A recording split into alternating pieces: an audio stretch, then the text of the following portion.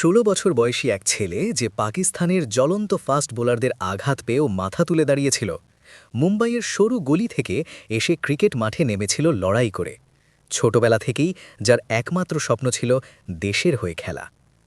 কে কল্পনা করতে পেরেছিল যে এই ছোট লাজুক ছেলেটি যখন অস্ট্রেলিয়ার বিপক্ষে ব্যাট করতে নামে, কেবল ইতিহাসই তৈরি করবে না, একদিন নিজেই ক্রিকেটের ঈশ্বর হয়ে উঠবে? হ্যাঁ, এটি শচীন টেন্ডুলকারের প্রথম সেঞ্চুরির গল্প। এমন একটি সেঞ্চুরি যা কেবল ১০০ রান ছিল না, এটি ছিল একেবারে নতুন যুগের সূচনা।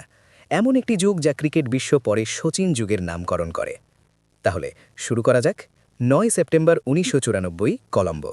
ভারত অস্ট্রেলিয়ার মুখোমুখি হওয়ার জন্য ওয়ানডেতে প্রস্তুত ছিল। ততক্ষণে শচীন ইতিমধ্যে ৭৭টি ওয়ানডে খেলে ফেলেছিলেন, কিন্তু তিনি এখনও একটিও সেঞ্চুরির স্বাদ পাননি। প্রতিবারই তিনি ৫০, ৬০, এমনকি ৮০ রানে পৌঁছেছিলেন, কিন্তু ৩ অঙ্কের চিহ্নটি কখনো আসেনি। মানুষ তাকে প্রশ্ন করতে শুরু করেছিল, এই ছেলেটি কি আসলেই লম্বা ইনিংসের জন্য তৈরি?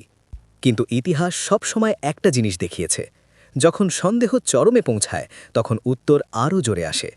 ভারত টস জিতে প্রথমে ব্যাট করার সিদ্ধান্ত নেয়। আগের দিন বৃষ্টি হয়েছিল, যার অর্থ ছিল পরিস্থিতি অত্যন্ত কঠিন। পিচ বোলারদের সমর্থন করছিল এবং আউটফিল্ড এত ধীর ছিল যে বলটি পড়ার সাথে সাথেই মাটিতে ডুবে যেত। এই কঠিন পরিস্থিতির মুখোমুখি হয়েছিলেন Glenn McGrath, Craig McDermott, Shane Warne এবং টিম মেয়ের মতো বিপজ্জনক অস্ট্রেলিয়ান আক্রমণ। এবং তাদের বিরুদ্ধে ওয়াকআউট হয়েছিলেন ২১ বছর বয়সী শচীন টেন্ডুলকার। মনোজ প্রভাকরের সাথে ইনিংস শুরু করেছিলেন। শচীন প্রাথমিক ডেলিভারিগুলি সাবধানতার সাথে খেলেন, পিচের মেজাজ বোঝার চেষ্টা করেন। তারপর দ্বিতীয় ওভারে তিনি তার পুরনো শত্রু গ্লেন ম্যাকগ্রার মুখোমুখি হন। শচীন পিছনে ফিরে যান এবং একটি অত্যাশ্চর্য ব্যাকফুট পাঞ্চ করেন।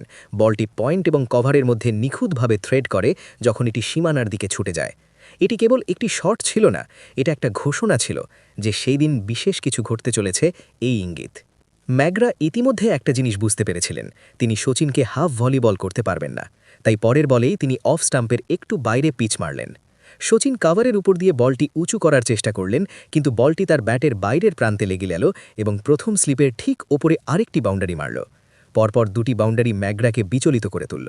সে শচীনের দিকে এগিয়ে গেল, তার চোখের দিকে তাকিয়ে বলল, তুমি ভাগ্যবান, তুমি আর বাঁচবে না। কিন্তু শচীনের একটা জিনিস সবসময় নিশ্চিত ছিল, সে কখনো কথা দিয়ে উত্তর দিত না। তার উত্তর ব্যাট থেকে আসত।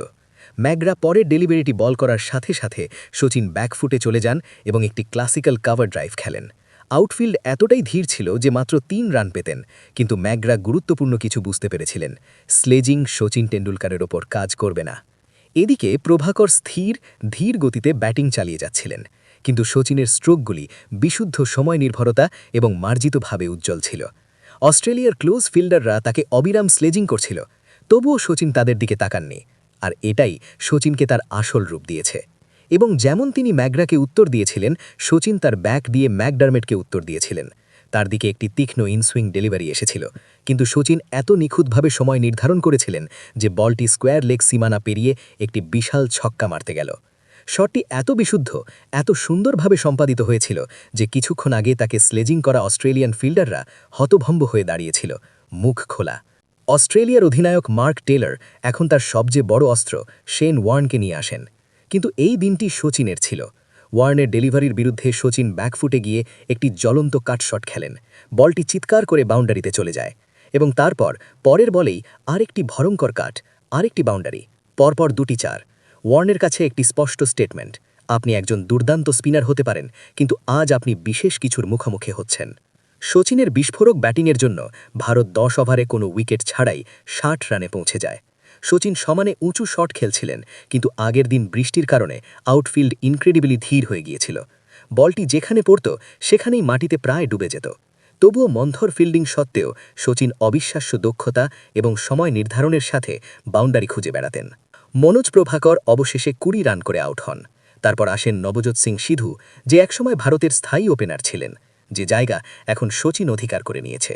সিধু যেই মুহূর্তেই তিনি আসেন, তিনি বেরিয়ে আসেন এবং বোলারের মাথার উপর দিয়ে সোজা একটি সুন্দর ছক্কা মারেন। কিন্তু শচীন, তিনি প্রতি ওভারে গিয়ার চেঞ্জ করছিলেন।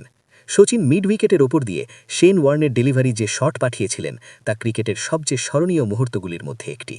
টিম মেয়ের মন্থর বলের বিরুদ্ধে শচীন সুইপ করেছিলেন, পেছনের পা কেটেছিলেন এবং অফসাইডের মধ্যে দিয়ে স্কোয়ার ড্রাইভ করেছিলেন। মনে হচ্ছিল যেন সচিন সেদিন ক্রিকেট ব্যাট দিয়ে ব্যাট করছেন না, তিনি তরোয়ার হাতে বল করছিলেন, একের পর এক বোলার বেছে নিচ্ছিলেন এবং তাদের নিখুঁতভাবে আঘাত করছিলেন।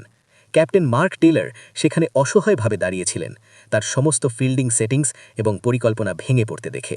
বক্সের কমেন্টেটররাও বারবার বলতে থাকেন, এই ছেলেটি বিশেষ, খুব বিশেষ।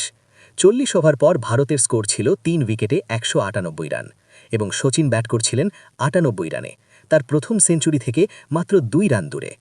তারপর মুহূর্তটি এলো, সচিন ব্যাকফুটে চলে গেলেন, বলটিকে পয়েন্টের পিছনে নিখুঁতভাবে পরিচালনা করলেন এবং তার প্রথম সেঞ্চুরিটি করলেন। অন্য প্রান্তে অঞ্জুম ভট্টাচার্য দাঁড়িয়েছিলেন, তার পাশে ইতিহাসের পটভূমি দেখতে পেলেন। সচিন, সচিন ধ্বনিতে স্টেডিয়াম ফেটে পড়ল, কিন্তু সচিন উল্লাসিতভাবে উদযাপন করেননি, তিনি লাফাননি বা বাতাসে ঘুষি মারেননি, তিনি কেবল হেলমেটটি খুলে ফেলেন, শান্তভাবে তার ব্যাটটি তুলে দর্শকদের স্বাগত জানান। এমন একটি অঙ্গদৃষ্টি যা একটি জিনিস পরিষ্কার করে দেয় যে তিনি এখানে কেবল একটি সেঞ্চুরির জন্য আসেননি, এটি ছিল কেবল শুরু, এরপর অসংখ্য সেঞ্চুরির সূচনা হবে। সচিন শেষ পর্যন্ত 110 রানে আউট হন এবং ভারত অস্ট্রেলিয়াকে 247 রানের লক্ষ্য স্থির করে। জবাবে অস্ট্রেলিয়ার সমস্ত দল 215 রানে গুটিয়ে যায় এবং ভারত 32 রানে ম্যাচটি জিতে নেয়। সচিনকে তার সুন্দর সেঞ্চুরির জন্য ম্যান অব দ্য ম্যাচ পুরস্কার দেওয়া হয়। সেদিন সচিন কেবল 100 রান করেননি, তিনি একটি নতুন যুগের আগমনের ঘোষণা করেন, এমন একটি যুগ যা পরবর্তী 2 দশক ধরে ক্রিকেট দেখা এবং খেলার ধরন পরিবর্তন করেছে। তো বন্ধুরা, এটি ছিল সচিনের প্রথম সেঞ্চুরির গল্প, এমন একটি ইনিংস যা 90s-এর প্রত্যেকটি শিশুর জন্য আবেগের বিষয় হয়ে ওঠে। কমেন্টে বলুন আপনি এই ইনিংসটিকে 10-এর মধ্যে কত নম্বর দেবেন। আর হ্যাঁ, ভিডিওটি লাইক করতে এবং চ্যানেলটি সাবস্ক্রাইব করতে ভুলবেন না, কারণ খুব শীঘ্রই আরও উত্তেজনাপূর্ণ গল্প আসছে।